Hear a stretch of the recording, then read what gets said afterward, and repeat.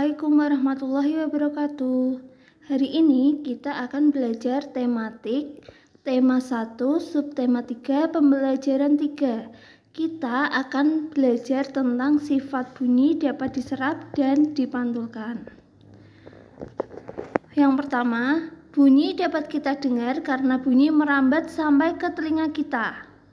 Bunyi yang merambat dapat dipantulkan dan diredam atau diserap oleh benda-benda di sekitar kita.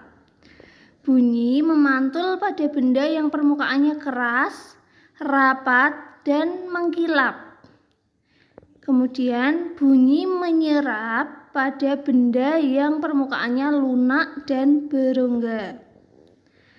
Nah, benda yang dapat memantulkan bunyi itu seperti batu, kayu, besi, seng, dan kaca. Benda yang dapat menyerap bunyi itu ada kapas, busa, wol, kain, kertas, karet, dan karpet. Peredam bunyi digunakan pada gedung bioskop, studio musik, dan gedung pertemuan agar suara di dalam gedung terdengar jelas atau tidak terjadi keredam atau gaung. Nah, jenis-jenis bunyi pantul berdasarkan jarak sumber bunyi. Ada 3. Yang pertama, memperkuat bunyi asli. Terjadi jika jarak sumber bunyi dengan dinding berdekatan. Nah, kemudian bunyi asli dan bunyi pantul datang hampir bersamaan. Kemudian dapat terjadi di kamar mandi, ruang tidur, dan ruang kelas. Yang kedua, gaung atau keredam. Bunyi pantul sebagian terdengar bersamaan dengan bunyi asli sehingga bunyi terdengar tidak jelas. Biasa terjadi di gedung pertemuan, gedung konser yang tidak menggunakan peredam. Nah, yang ketiga adalah gema. Bunyi pantul yang terdengar jelas setelah bunyi asli. Terjadi jika jarak sumber bunyi dengan dinding sangat jauh. Kemudian biasa terjadi saat berteriak di dataran yang luas. Nah, kita coba lihat video ini sebagai contoh. Jenis bunyi pantul.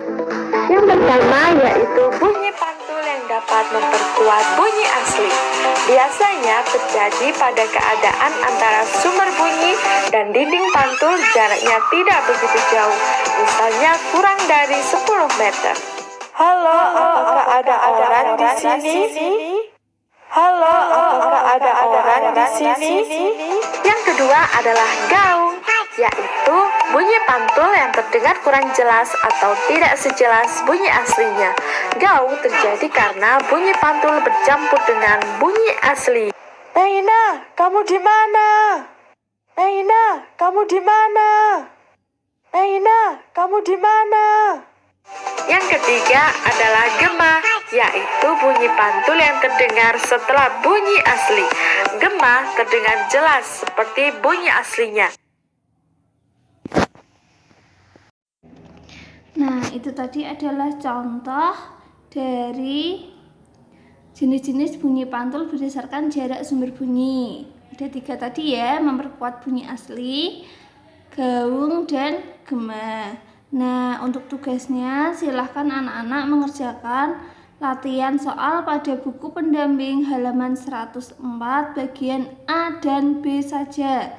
Kemudian difoto lalu dikirim ke WA Bu Guru. Terima kasih. Assalamualaikum warahmatullahi wabarakatuh.